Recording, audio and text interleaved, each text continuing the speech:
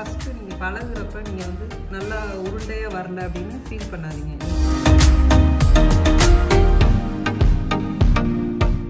பாருங்கள், எல்லாமே கட்டியாச்சு.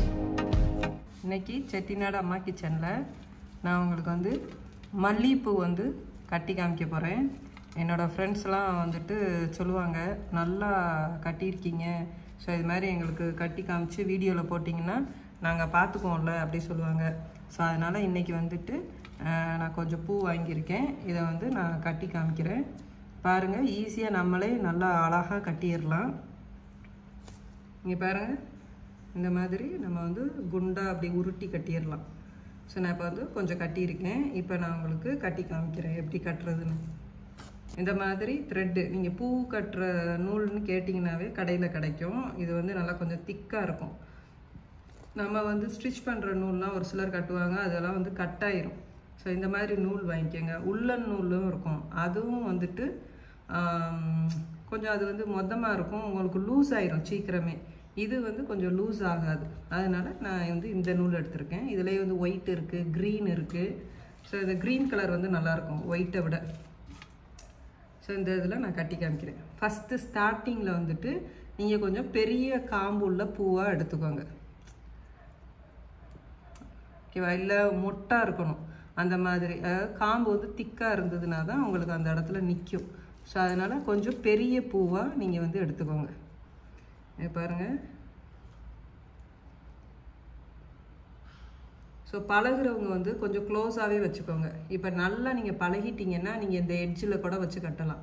இப்போ புதுசாக நீங்கள் பூ கட்ட பழகுறீங்கன்னா இந்த அளவுக்கு ரெண்டையும் இப்படி ஈக்குவலாக நீங்கள் வச்சு கூட நீங்கள் கட்டலாம். ஸ்டார்டிங்க்கு வந்து இந்த மாதிரி ரெண்டையும் நடுவில் நீங்கள் நூல் உழுகிற மாதிரி வச்சுக்கோங்க. ஒரே ஒரு சுத்து தான் போட்டால் போதும்.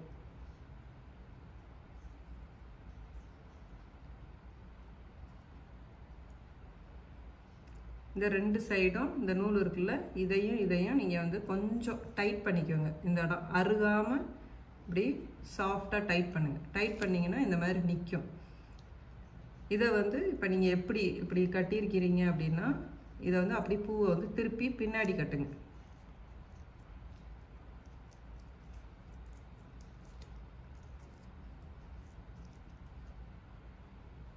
நீங்கள் இதை திருப்புறப்ப நடுவில் வர்ற மாதிரி இப்படி வச்சுக்கோங்க. இந்த இது இருக்குல்ல, இது வந்து இப்போ நடுவில், அவ்வளோதான்.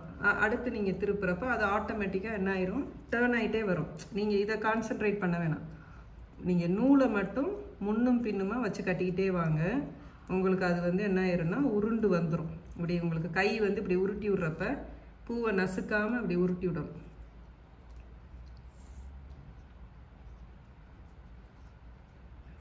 உங்களுக்கு ஃபஸ்ட்டு நீங்கள் பழகுறப்ப நீங்கள் வந்து நல்லா உருண்டையாக வரல அப்படின்னு ஃபீல் பண்ணாதீங்க. நீங்கள் முதல்ல மாற்றி கட்டுங்க. எல்லாருக்குமே எடுத்த உடனே அப்படி உருண்டையாக வராது. ஃபஸ்ட்டு நீங்கள் நூலை வந்து கையை மாற்றி கட்டுங்க. அப்புறம் நீங்கள் பழக என்ன ஆயிரும்னா அது நல்லா உருண்டுட்டு வந்துடும். ஃபஸ்ட்டு வந்து கொஞ்சம் லூஸாக இருக்கிற மாதிரி ஃபீல் ஆகும். நீங்கள் கட்டிக்கிட்டே வாங்க.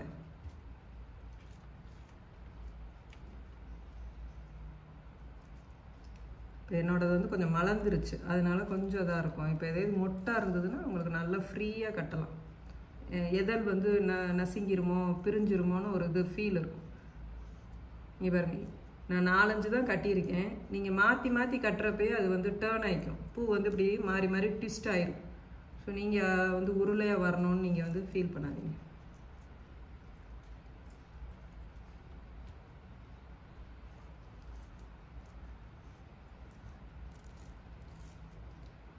அவ்வளோதான். அந்த ஒரு 4-5 கட்டுற வரையும் தான் உங்களுக்கு இதாக இருக்கும். அதுக்கப்புறம் உங்களுக்கு அப்படியே கட்ட அது வந்து டேர்ன் ஆகி வந்துடும். ஓகேவா? இதை நான் வந்து இப்போ நம்ம கட்டலாம் எல்லாத்தையும்.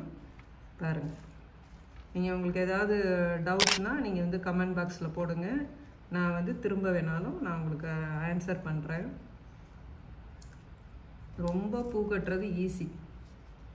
ஸோ இது மாதிரி நம்ம சொந்தமாக இப்படி உதிரி பூ வாங்கி நம்ம இந்த மாதிரி கட்டி வைக்கிறப்ப நமக்கு நல்ல ஒரு திருப்தியாக இருக்கும், ரொம்ப சந்தோஷமாக இருக்கும். என்னென்னா நம்மளே கைப்பட கட்டியிருக்கோம் அப்படின்ட்டு.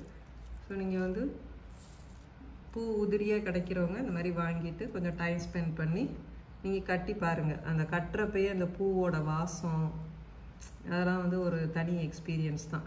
நம்ம வந்து கட்டுனதை வாங்கி வைக்கிறதுக்கும் நம்மளே இப்படி சொந்தமாக கட்டுறப்ப நமக்கு ஒரு ரிலாக்ஸேஷன் கிடைக்கும். நீங்கள் ஒரு ஸ்ட்ரெஸ்ஸாக இருக்கிறீங்கன்னா கூட இந்த மாதிரி பூ எடுத்துகிட்டு உட்காந்து நீங்கள் கட்டுங்க, அப்படியே பீஸ்ஃபுல்லாக மாறிடும். அந்த ஸ்மெல்லே நல்லாயிருக்கும். அந்த பூவை தொட்டு அப்படி கட்டுறப்ப ஸ்மெல்லும் நல்லாயிருக்கும், அந்த கட்டுற ஃபீலும் நல்லாயிருக்கும்.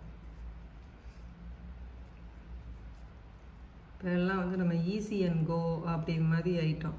ஸோ அதனால் நமக்கு எதுவுமே தெரியாமே போயிடுச்சு. இதெல்லாம் இப்படி கட்டுறப்ப நம்ம கை விரலுக்கெலாம் வந்து உங்களுக்கு வந்து ஒரு ஆக்டிவிட்டி இருக்குது பாருங்கள். அந்த கிரிப்னஸ்லாம் கிடைக்கும். அந்த கையில் வந்து அந்த பூவை வைக்கிற அந்த கிரிப்னஸ் இருக்கும். இப்போ ஒரு சிலருக்குலாம் கையெல்லாம் அப்படி விரல்லாம் நடுங்கும். அவங்களுக்குலாம் வந்துட்டு எந்த ஆக்டிவிட்டியுமே இல்லை. அதனால தான் இப்போ நம்ம பிள்ளைங்களாம் பாருங்கள், ஏதாவது எடுக்க சொன்னோன்னா அவங்களுக்குலாம் வந்து அந்த ஒரு கிரிப்பே இருக்காது. ஏன்னா இப்போ எல்லாமே வந்து டச் அண்ட் கோ, டச்சு தான். இப்போ ஃபோனாக இருக்கட்டும், டிவியாக இருக்கட்டும், லேப்டாப்பு எல்லாமே வந்து உங்களுக்கு டச் பண்ணி போகிற மாதிரி ஆகிட்டு. அப்போ உங்களுக்கு வந்து இந்த விரல்களுக்கு வந்து டைப் பண்ணுறது அது மாதிரிலாம் ஆக்டிவிட்டியே இல்லை. இந்த மாதிரி பூ கட்டுறப்பெல்லாம் அந்த ஃபிங்கர்ஸ்க்கெலாம் நல்ல ஒரு ஆக்டிவிட்டி இருக்கும், நல்லா இருக்கும். நீங்கள் ட்ரை பண்ணி பாருங்கள், ஒரு தடவை ட்ரை பண்ணி பாருங்கள். அதுக்கப்புறம் நீங்கள் வெளியில் கட்டின பூவை வாங்கி வைக்க மாட்டீங்க, நீங்களே தான் கட்டி வைக்கணும்னு உங்களுக்கு ஃபீலாக இருக்கும். ஃபங்க்ஷன்னா நம்ம மொத்தமாக கட்டி வாங்கிக்கலாம். நம்ம வீட்டில் சும்மா சின்ன சின்ன இப்போ ஒரு வெளியில் போகிறோம் அந்த மாதிரினா நீங்கள் முன்கூடியே வாங்கி கட்டி வச்சுக்கலாம். ஒரு கோயிலுக்கெலாம் நீங்கள் வார வாரம் போகிறீங்க அப்படின்னா நீங்களே வாங்கி கட்டி வச்சுக்கலாம். அது ரொம்ப நல்லாயிருக்கும். இந்த இடையில வந்து இந்த காம்பை எடுக்காமே நீங்கள் கட்டுங்க. ஏன்னா கட்டுறதுக்கு உங்களுக்கு grip இருக்கும். அதனால் நான் இடையில வந்து இந்த காம்பை வந்து எடுக்கலை. ஸோ அதுவாகவே கொஞ்சம் நேரம் ஆனோன்னா அதுவாகவே விழுந்துடும்.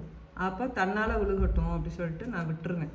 என்னென்னா கட்டுறப்ப நமக்கு இந்த காம்பு இல்லாமல் வைக்கிறதுக்கும் இந்த மாதிரி காம்போடு நீங்கள் வைக்கிறதுக்கும் உங்களுக்கு கட்டுறதுக்கு வந்து ஒரு grip இருக்கும்.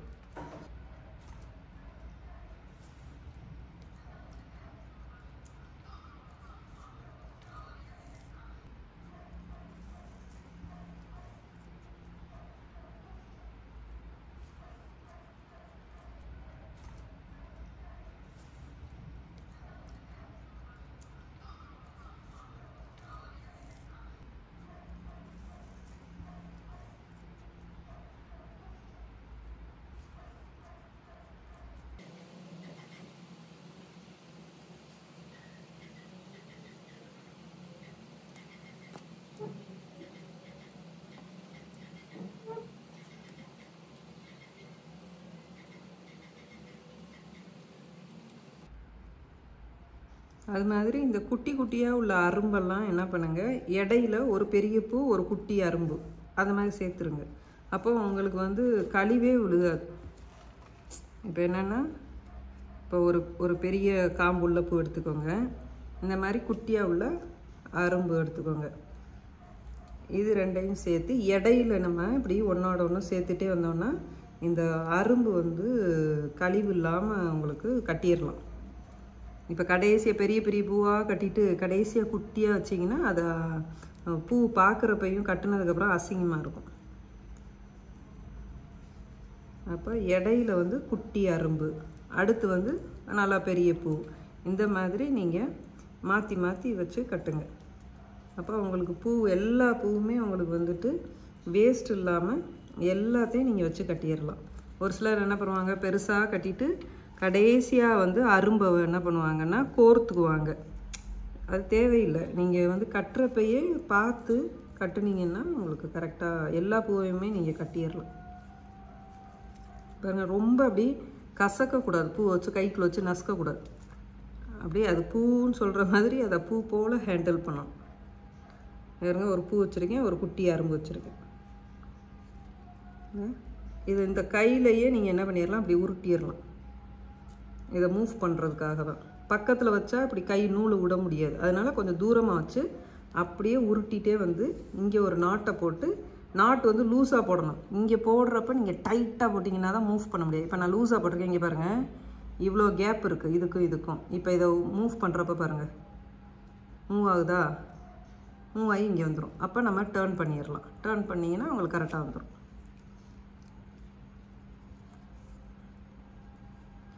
அதனால் இந்த ஒரு சுற்றிட்டு ஒரு 2 மூவ், ரெண்டு உருட்டிட்டு இதை வந்து போடுறப்ப ஃபுல்லாக டைட் பண்ணாதீங்க. இங்கே பாருங்கள், இப்படி வச்சுக்கோங்க. அதை மூவ் பண்ணிவிட்டு டைட் பண்ணிக்கலாம். அப்படி மூவ் பண்ணுறப்ப அது என்ன ஆயிரும்னா நூல் டைட் ஆயிரும். அவ்வளோதான். பாருங்கள் எவ்வளோ கட்டியாச்சுன்னு. இன்னும் நான் இருக்கிறதையும் எல்லாத்தையும் உங்களுக்கு கட்டிட்டு காமிக்கிறேன்.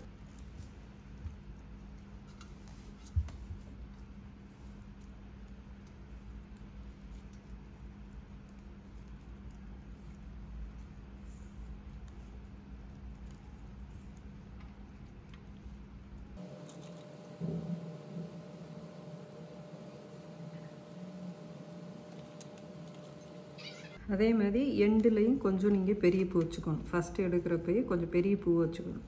அப்போ தான் இடையில குட்டி குட்டியாக இருந்தால் கூட அந்த ஓப்பனிங்லேயும் நல்லா பெருசாக இருக்கும், எண்டுலையும் நல்லா பெரிய பூவாக இருக்கும்.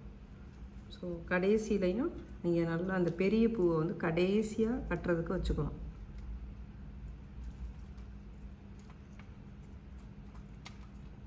முடிகிறதுக்கு முன்னாடி ஃபுல்லாக குட்டி பூ எல்லாத்தையும் கட்டிடுங்க. இதெல்லாம் பெரிய காம்பு உள்ளது, இதை வந்து கடைசியாக கட்டிக்கலாம். இப்போ வந்து முடிய போகுது, முடிய போகிறனால இந்த குட்டி பூவெல்லாம் இங்கே வச்சு நான் கட்டிடுறேன்.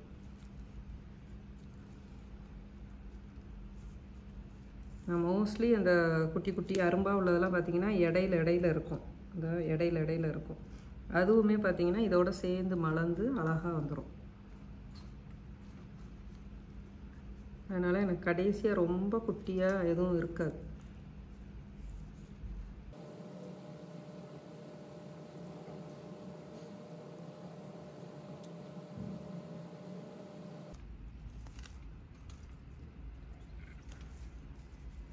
பாருங்கள் எல்லாமே கட்டியாச்சு.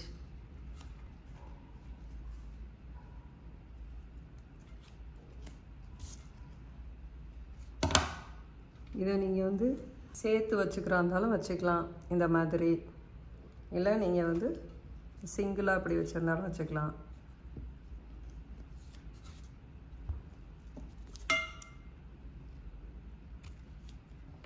இதே இது நீங்கள் இன்னும் மொட்டோடு கட்டுனீங்கன்னா நீங்கள் டப்பாவில் வச்சிங்கன்னா 1 வாரம் வரையும் இருக்கும். ஸோ இது வந்து கொஞ்சம் மலர்ந்துருச்சு. அதனால் இப்போ வந்து நம்ம ஒரு 2 நாளைக்கு தான் இதை வந்து யூஸ் பண்ண முடியும். 2 நாளைக்கு வச்சுக்கலாம்.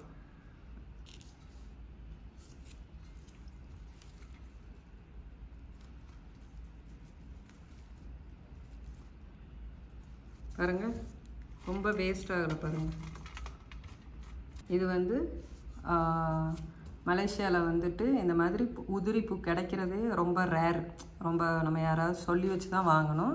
ஸோ அந்த மாதிரி வாங்கினாலும் இந்த பூ மட்டும் நம்மளுடைய ஊர் காசுக்கு பார்த்திங்கன்னா 200 ரூபா.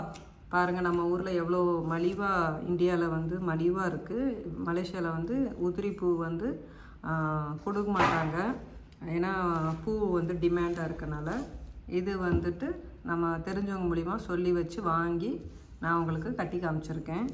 ஸோ இது வந்து ஒரு முழம் 1.25 முழம் தான் வரும். அவ்வளோதான். இது வந்து 200 ரூபாய். இது பாருங்கள் எவ்வளோ விலை இருக்குதுன்னு. எவ்வளோ விலையாக இருந்தாலும் நம்ம பூக்கு கொடுக்குற காசு வந்துட்டு நமக்கு சந்தோஷமாக தான் இருக்கும். ஏன்னா அது ரொம்ப வாசமாக நமக்கு ரொம்ப நம்மளை வந்து அழகுபடுத்தி காமிக்கிற ஒரு பொருள்னால நம்ம அது எவ்வளோ காசுனாலும் கொடுத்து நம்ம வாங்கி நம்ம வந்து பயன்படுத்துகிறோம். ஓகேவா? நீங்களும் இது மாதிரி வாங்கி வீட்டிலையே கட்டி நீங்கள் வச்சு பாருங்கள், ரொம்ப நல்லாயிருக்கும். ஸோ நான் வந்து எனக்கு தெரிஞ்ச மாதிரி நான் உங்களுக்கு சொல்லியிருக்கேன். பாருங்கள், உங்களுக்கு இந்த வீடியோ பிடிச்சிருந்துச்சுன்னா நீங்களும் ட்ரை பண்ணி பாருங்கள். உங்கள் ஃப்ரெண்ட்ஸ் அண்ட் ஃபேமிலிக்கெலாம் ஷேர் பண்ணுங்கள். நம்மளோட சேனலை சப்ஸ்கிரைப் பண்ணாதவங்க நம்மளோட சேனலை சப்ஸ்கிரைப் பண்ணுங்கள். பக்கத்தில் இருக்கிற நோட்டிஃபிகேஷன் பெல்லை ப்ரெஸ் பண்ணி வைங்க. அப்போ தான் நம்ம அடுத்தடுத்து போடுற வீடியோஸ்லாம் நீங்கள் உடனே பார்க்க முடியும். நன்றி.